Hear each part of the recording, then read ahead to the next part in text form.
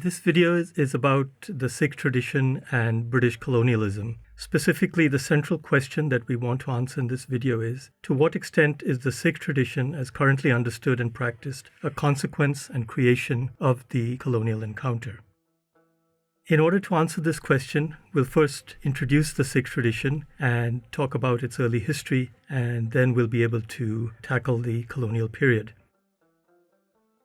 The Sikh tradition began 500 years ago in the Punjab region of South Asia, now divided between India and Pakistan. This beginning is firmly tied to Nanak, born in 1469 in the Common Era, and referred to as Guru Nanak by his followers. Sikh means disciple or student or learner, while Guru in this context means spiritual teacher or spiritual guide. In his lifetime, Nanak composed hundreds of poetic verses containing spiritual and ethical guidance. These were written down and have been reliably preserved, now forming part of the core Sikh sacred text referred to by followers as the Guru Sahib. Nanak had 9 human successors, each of whom used the signature Nanak in their own writings. Contemporary verses by bards in the Sikh community that are included in the Guru Sahib indicate that this was seen as a continuity of spirit or light, the same divine inspiration that was in Nanak. In most cases, the successor was chosen by the incumbent Guru, unless the latter met an unexpected end. In particular, the 5th and 9th Sikh Gurus died at the hands of imperial Mughal authorities in 1606 and 1675, respectively. The century after the death of the 5th Guru, Arjan, was marked by intensified disputes over succession, doctrinal differences connected to those disputes, and a pattern of conflict and accommodation with successive Mughal emperors and their representatives. This pattern also included imperial attempts to control the succession to the mantle of Guru. A key event in the Sikh community's evolution occurred at the end of the 17th century when the 10th Guru, Gobind, created a new initiated order of Sikhs, the Khalsa. The Khalsa were to have direct allegiance to the Guru without the intermediaries who had played an institutional role as the community had grown and spread.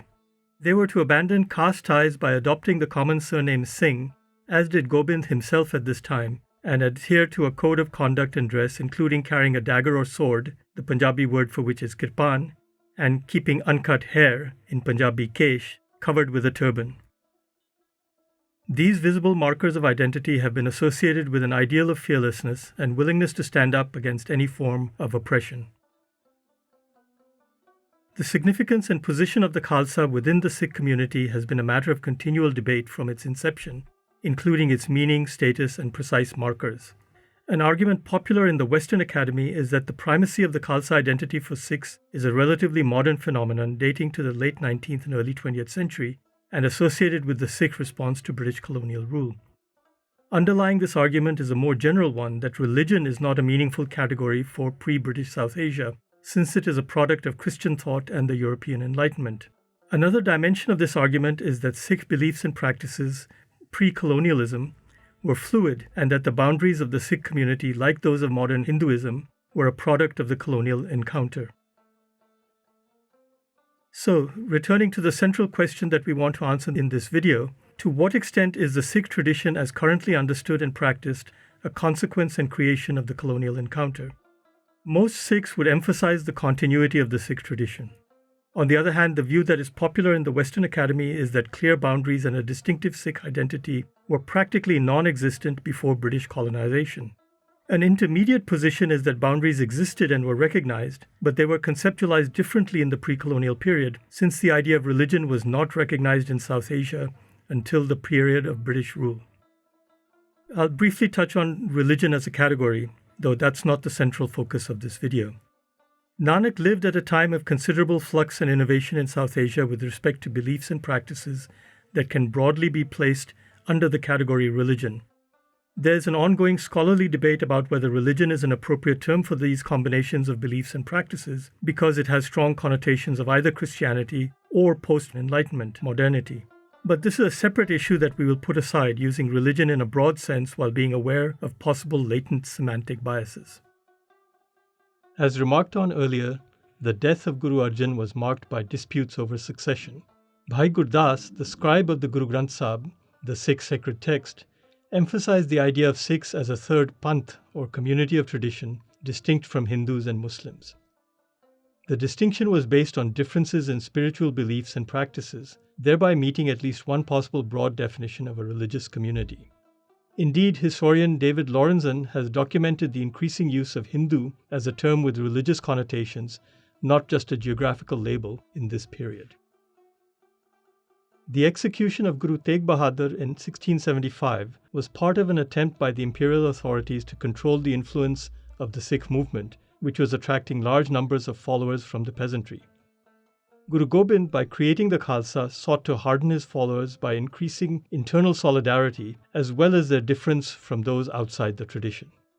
The Khalsa's emphasis on dissolving Hindu caste identities and social ties based on those identities was too radical for some Sikhs and led to dissension. Because Guru Gobind Singh was assassinated just a few years after he instituted the Khalsa, questions of the role of the Khalsa and of authority remain disputed. But the deterioration of the Mughal Empire in the 18th century allowed members of the Khalsa to capture and rule a significant part of Punjab.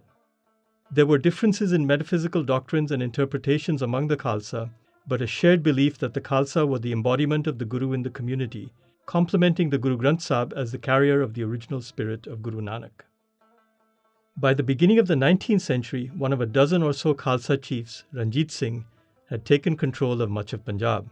As brought out by historian Purnima Dhawan, Ranjit Singh and other Khalsa rulers followed many practices common to South Asian rulers, Hindu and Muslim.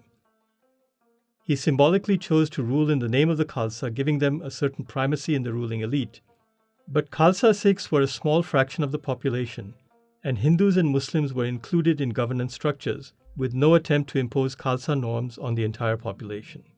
Ranjit Singh also provided support to a wide range of religious orders, Muslim and Hindu. Many Sikh sacred sites were not managed by members of the Khalsa, but Ranjit Singh chose not to disturb the status quo. Ranjit Singh's policies reflected a need to avoid antagonizing a wide range of communities. Punjab has long been a region where multiple beliefs and practices had flourished, including what might be roughly characterized as folk religions. Even followers of Islam with a more well-defined core tradition exhibited a great deal of heterogeneity, and individual spiritual teachers flourished. Even within this heterogeneity of beliefs and practices, one can identify distinct broad groups as Muslims, Hindus, and Sikhs. The Khalsa saw themselves as the inheritors and representatives of Guru Gobind Singh. The demands of governance saw Ranjit Singh phase out institutions of collective decision-making by large-scale meetings of the Khalsa. But he gave the Khalsa pride of place symbolically and invested in key Sikh shrines, especially the Harmandir Sahib, including gilding its dome and giving its common name in the Anglophone West, the Golden Temple. Importantly, his succession was restricted to the children of his Khalsa wives. Ratan Singh Bhangu, a member of the Khalsa aristocracy, saw the Khalsa as the rightful rulers of Punjab, fulfilling the mission of the Sikh Gurus. Bhangu distinguishes between the Khalsa Sikhs and Hindus as distinct communities, though at times he uses Hindu as a more general geographic label. Some Sikhs viewed Ranjit Singh's eclectic approach to religion with disfavor. A spiritual leader emerged who sought a return to Guru Nanak's message of a formless single divine and human equality, embodied in rejections of idols and caste hierarchies. He emphasized ethical codes more in keeping with Guru Nanak's teachings rather than the norms of princely life. This group of reformers were the Nirankaris, where Nirankar refers to a formless divine. Some Nirankari practices could be viewed either as reformist or as involving some innovations, such as in certain rituals that rejected a role for Brahmin priests. A slightly later reform effort came from another spiritual leader seeking to reconnect with what he viewed as a more appropriate set of Sikh practices, where appropriateness was measured again in terms of interpreting the teachings of the Sikh Gurus. This new group, the Namdharis, adhered to the Khalsa code of conduct, whereas the Nirankaris had not considered that important. But the Namdharis and Nirankaris both emphasized the core idea of a formless, single divine, human equality without giving a special role to Brahmins, and distinctive rituals. But both adopted human gurus out of step with Khalsa and other Sikhs, who viewed the Guru Granth Sahib as the only living guru. The British had viewed Ranjit Singh and the Khalsa Sikhs as formidable opponents. But within a decade of Ranjit Singh's death, they had fostered and exploited intrigues and rivalries around the succession, defeating the Sikhs and formally annexing Punjab in 1849. Bengal was the first part of South Asia to come under British rule. Like Punjab, Bengal was on the periphery of the northern heartland of Hinduism, and large numbers of peasants had converted to Islam during the Mughal period. The elites continued to be upper caste Hindus, and many of them responded to colonization by seeking to reform or replace Hinduism, creating Brahmoism. The position of Brahmoism vis-à-vis Hinduism was contested and adjudicated by the British. Brahmoism remained a small elite grouping and has all but disappeared.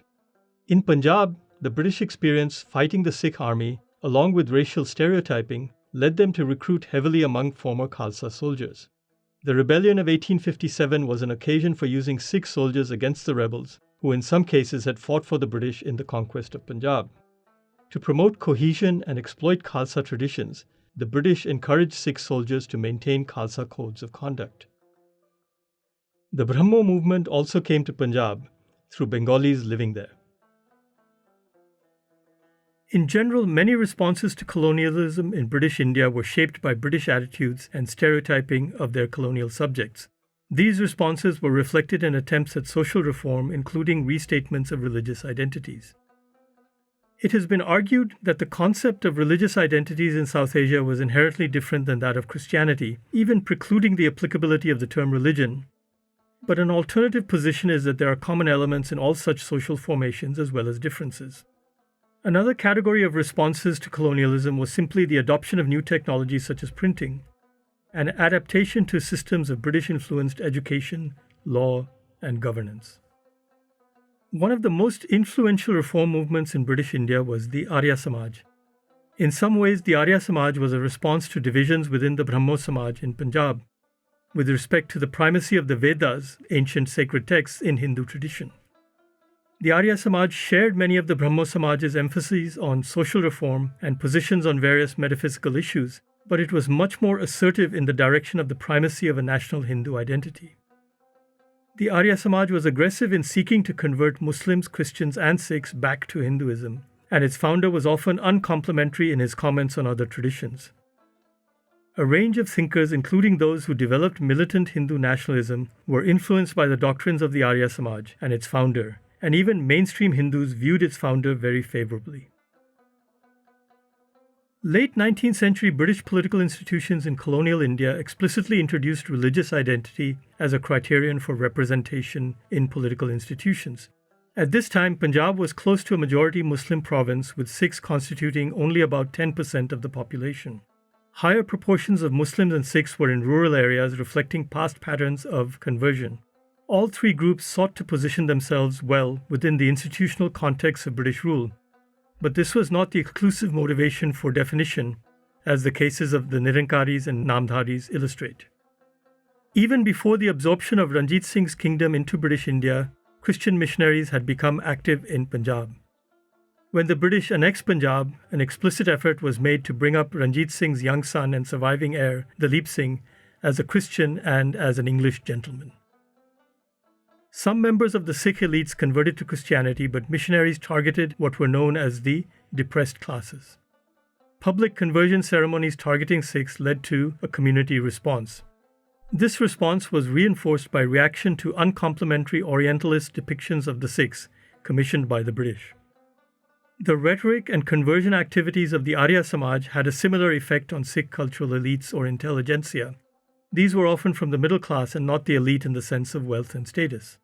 The implications of the Arya Samaj were different than Christian missionaries, since the former projected an all-inclusive idea of Hinduism based on geographic origin rather than on self-understanding and self-definition. Some Sikhs initially welcomed and joined the Arya Samaj, sometimes viewing it, as did the British at times, as a nationalist political organization. In other cases, they accepted the encompassing conception of Hinduism as the culture and civilization of South Asia, which the Arya Samaj promoted. Attacks by the founder of the Arya Samaj on Guru Nanak mostly ended this type of engagement of the Sikhs, with Sikhs becoming more conscious of the need to communicate their distinct identity. Let's look at some of the different aspects of Sikh debates about identity. Some Sikhs were comfortable with acceptance of physical manifestations of the divine in ways that could be labeled polytheism or idol worship and fit within the most common idea of Hinduism. On the other hand, a reading of the teachings of the Gurus that emphasized the formless unitary divine was what prevailed in the later 19th century, also consistent with the core emphasis of the Nirankaris and Namdharis. Another key debate was with respect to ethical principles. The main differences concerned principles of equal treatment, especially in the context of caste, wealth, and other markers of status. Here also, readings of the Guru Granth Sahib favored more inclusive and egalitarian interpretations of Sikh ethics. Ethical principles had implications for social practices, especially those related to worship. The nature of access to Sikh gurdwaras and practices of eating sanctified food together as equals, termed langar in Punjabi, were also contested, with affirmations of inclusiveness and equal treatment as normatives for Sikhs in this process. Overall, in the debates among Sikhs, class and caste were intertwined, with some wealthy members of the elite upholding privileges associated with both, whereas support for egalitarian positions came from urban and rural middle classes. The approach to gender equality was relatively uniform among Sikhs, Hindus, and Muslims, favoring female education but not necessarily much more in terms of occupational choice. Among Sikhs, practices such as ostracism of widows or even their ritual burning had long been decried, whereas eradicating these was a greater concern for 19th century Hindu reformers. For all communities in British India, and Punjab in particular, debates took place within the constraints of colonial governance, and organizations that considered religious matters were inevitably also entangled in power relations and politics. The British were constantly on guard for signs of rebellion and used spies and informants regularly. They also banned Dalip Singh from returning to India from his exile in Europe. For all three communities, there was some appeal to past glory and sovereignty, and in the case of the Sikhs, this was the vision of the Gurus of an ideal society as well as the more recent and palpable kingdom of Ranjit Singh. A common framing of Sikh debates in the later 19th century is as taking place between two factions, one consisting of radical reformers, whom Harjot Oberoi has characterized as aggressive usurpers of Sikh tradition, and the other of liberal, tolerant, pluralistic values that were the norm before the reformers emerged. In fact, the so-called liberal faction actually represented the interests of an elite, in particular a descendant of Guru Nanak, Khem Singh Bedi, who relied on donations from a wide range of followers and deliberately sought to project an idea of the Sikh tradition as allowing idol worship, caste-based discrimination, and a continuation of mainstream Hindu practices, with Sikh teachings as a gloss on those. At the other extreme, there was a conception of a pure Sikh practice, which sought to jettison all associations with beliefs and rituals that might be shared by non-Sikhs. Neither of these extreme positions survived, and the outcome of the various debates among Sikhs was a series of compromises in a very expansive conceptual middle ground. In these debates, there were various attempts to claim authenticity and authority. Khem Singh Bedi sought to establish authority through his lineage traced back to Guru Nanak. A similar device was used by those who called themselves Udasis in this period. This group claimed a lineage going back to one of Guru Nanak's sons, Sri Chand, who became an ascetic, but the 19th century Udasis, who also controlled many of the main Sikh sacred sites by this time, had little in common with any ascetic tradition, often living lavish lifestyles. Khem Singh Bedi also sought to cement his claims to authenticity by having a book written which framed the Khalsa as part of a broader Hindu tradition. Thus, the concept of the Khalsa was co-opted to his personal ends, while Bedi himself maintained an outward Khalsa identity. Another device for claiming authenticity was to use the term Sanatan, signifying ancient or even eternal. This was also borrowed by Bedi from Hindu ideologues who felt challenged by some of the radicalism of the Arya Samaj. A major source of authority, indeed the primary source for Sikhs, was the Guru Granth Sahib itself, as the living Guru, though its various verses could be subject to multiple interpretations. Other texts were also studied and interpreted, and in some cases the question of whether they were authored by Guru Gobind Singh and with what intention was also debated. In some cases, these debates have not been resolved, and differences of opinion will persist as to the connected issues of their authenticity or authorship and authority. Throughout the process, there were attempts to establish unifying institutions, creating intellectual spaces in which differences could be addressed and agreements reached where possible. In 19th century debates about identity and authority, Sikhs were able to turn to a history that was relatively compact and well documented, even though the 18th century had been very turbulent. A core sacred text, other documents that chronicled historical events, and a geography marked by sites with historical significance and sacred meanings all provided a foundation for the intellectual debates. The most important historic sacred sites, such as the Harmandir Sahib, became a focal point for what was viewed as a Sikh revival. In some cases, Khalsa Sikhs had been involved in managing sacred sites, but most sites were controlled by Udasi managers with little connection to mainstream Sikh tradition, and the British had strengthened their control. A new Khalsa Sikh organization, the Akali Dal, led what became labeled the Gurudwara Reform Movement.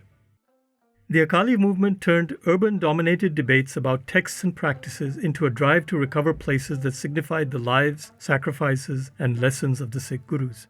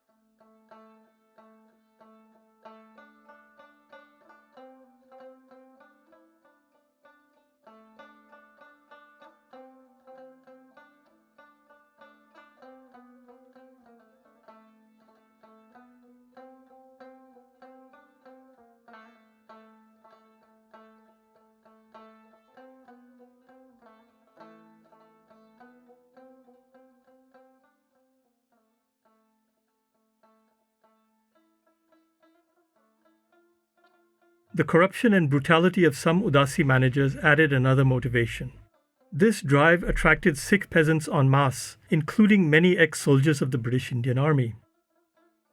Control over all historically significant Sikh sacred sites in Punjab created a kind of territorial sovereignty within the empire, along with a symbolic sovereignty and a funding source for Sikh leaders who oversaw the management of the sites through donations of visitors.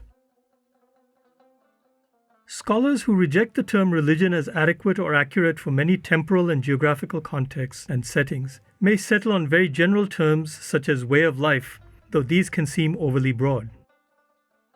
Talal Asad has settled on the term discursive tradition for Islam, and it can be very productive to apply this to Sikhi, where using this Punjabi term rather than the term Sikhism reinforces the difference from the concept of religion. One can also still view religions as particular cultural constructs subject to change and interpretation, as lived experiences rather than forever fixed by divine fiat. These intermediate positions allow for a more productive approach to answering the question posed earlier. To what extent is the Sikh tradition as currently understood and practiced a consequence and creation of the colonial encounter? In order to explore this question, I want to talk about Orientalism, which according to Edward Said is a Western style for dominating, restructuring, and having authority over the Orient. Orientalism was Christian Europe's attempt to handle the provocation of Islam, whereas for India and other parts of Asia, dominance was a given, leaving domestication through categorization and labeling as the main project. In this view, the idea of an ancient religion of Hinduism is a colonial-era Orientalist project, and nothing deserving that label reasonably existed before the 19th century. Harjot Oberoi explicitly uses the anti-Orientalist position on Hinduism to make the same claim for Sikhism. Effectively, it did not exist until the later 19th or 20th century. Richard Fox makes the claim that British material incentives and rules for Sikhs in the Indian Army were the main factor in Khalsa identity becoming the norm. This parallels claims that Indian elites adopted the idea of Hinduism from the British, sometimes adapting it to gain colonial approval. But Fox offers a modern version of Orientalism, one that reinforces European dominance. It is not just an intellectual exercise but operates through colonial power. Those subjected to colonial power adapt submissively and their agency is belittled or denied. Fox and Oberoi rely on thinkers entirely from European intellectual traditions to frame their arguments, which can be viewed as another version of Orientalism. The more basic problem is that they are dismissive of much of Sikh history. Fox ignores most of it, whereas Oberoi treats various strands of thought and different groups within Sikhism so imprecisely that a 19th century Orientalist might feel they could have done a better job. Some of the problem also lies with post-colonial theory, which privileges colonialism in ways that downplay prior experiences, discourses, and engagements, sometimes with the implicit assumption that the natives were different than the Europeans, less intellectually sophisticated or more carefree, perhaps. The idea of a colonial era rupture in Sikh tradition is common to Fox and Oberoi, who both treat Sikh tradition as something very ill-defined until the British influence. Fox credits purely material incentives. Oberoi blames aggressive usurpers who lacked earlier Indic ideals of tolerance and pluralism. None of this fits well with whatever facts of history that we have. This lecture has outlined a process of identity formation that occurred for 3 centuries, involving complex motives and external forces, but with continuity in the idea of creating something that had not existed before, the Sikh Panth or community. The emphasis on colonial dominance and resulting discontinuities is found in accounts which are not so dismissive of pre-colonial Sikh traditions and not so obviously Orientalist. In these accounts, rather than being aggressive usurpers, the leaders of colonial-era Sikh discourse and action are victims of the trauma of being colonized and being insulted by some Orientalists, such as Ernst Trump. Trump was the Christian missionary who had translated the Guru Granth Sahib and been dismissive of Sikh tradition. This trauma has resulted in a seeming mass delusion where Sikhs no longer understand the original or pre-colonial nature of Sikh teachings. Here too, the intellectual frameworks that are given a dominant position are those of European thinkers, while Sikh thinkers and writers are merely reacting to and adopting European ideas and categories. There are some deeper issues in all of this pertaining to discourses of religion making and to the boundary between the religious and the secular, including the political, all of which will have to be tackled separately. But the basic point to be made here is that a careful historiography of the Sikhs is often missing from narratives that privilege colonial influence and resulting discontinuities being claimed. A related point is that in trying to move away from narratives that view colonial-era Sikh activists as heroes, there has been a tendency to swing to different extremes, framing them as objects of manipulation or victims of trauma or labeling them as aggressive usurpers. This last trope resonated with champions of liberal modernity that privileges something called cosmopolitanism over being religious, which is placed in opposition as representing a more narrow outlook. So what is the answer to the question, to what extent is the Sikh tradition as currently understood and practiced a consequence and creation of the colonial encounter? Careful historiography rejects claims of pre-colonial fluidity, naivete, and idyllic proto-multiculturalism. There is ample evidence that Sikh leaders and followers saw themselves as part of something distinctive that began with Guru Nanak from well before the colonial period. They sought to define themselves both in terms of distinctive beliefs and practices and in contrast to other groups, specifically Hindus and Muslims. The distinctions were regularly contested, conceptually, politically, and in social practices. The dynamics of this process were complex, and the colonial encounter was one more episode rather than a single rupture, nor was the outcome of the colonial encounter determined by usurpation, trauma, or manipulation. I want to close by talking about the politics of scholarship. Some aspects of Sikh history and Sikh self-definition have been shaped by its temporal and geographical origins. It has remained a minority tradition in a region dominated by Islam and Hinduism. It has continued to adapt to changing circumstances in post-colonial India with ongoing discourses and contestations. The development of political Hinduism and its alignment with Hindu cultural nationalism created pressures for the Sikh community, given the asymmetries of size, power, and structures of knowledge, including Orientalist and post-colonial constructions. Popular scholarly narratives of colonial rupture, usurpation, trauma, and manipulation neglect these power asymmetries being driven by the politics of academic institutions.